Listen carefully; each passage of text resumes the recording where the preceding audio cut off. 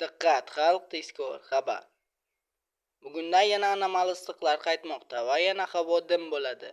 Bugun ayrim joylarda havo harorati +42 darajagacha ko'tarilishi mumkin. 12-avgust, 13-avgust, 14-avgust eng issiq shaharlar. Birinchi o'rinda Termiz. 12-avgust +42, 13-avgust +43, 14-avgust +44 darajagacha ketadi. Ikkinchi o'rin Qarshi. 12-avgust +41 daraja, 13-avgust +42 daraja, 14-avgust +42 daraja. Uchinchi o'rin Buxoro.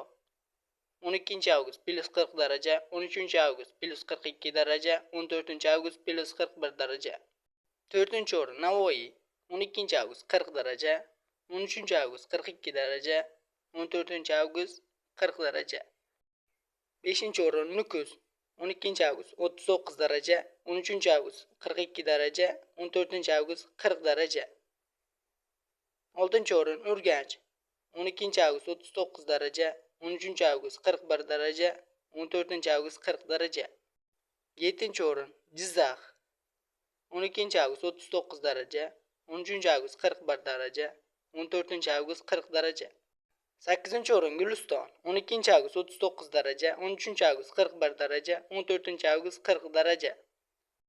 9-o'rin Samarqand. 12-avgust 39 daraja, 13-avgust 40 daraja, 14-avgust 40 daraja.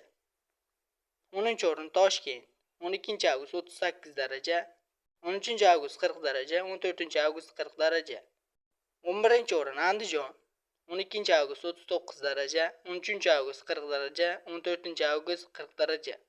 12-o'rin Namangan. 12-avgust 39 daraja, 13-avgust 40 daraja, 14-avgust 39 daraja. 13-o'rin Farg'ona. 12-avgust 39 daraja, 13-avgust 40 daraja, 14-avgust 39 daraja. Ko'proq suv ichish va quyoshda kamroq bo'lish tavsiya qilinadi. Sizga yetkazmoqchi bo'lgan xabarimiz shulardan iborat edi. O'zingiz va o'zgalar hayotiga befarq bo'lmang. Xayr, salomat bo'ling.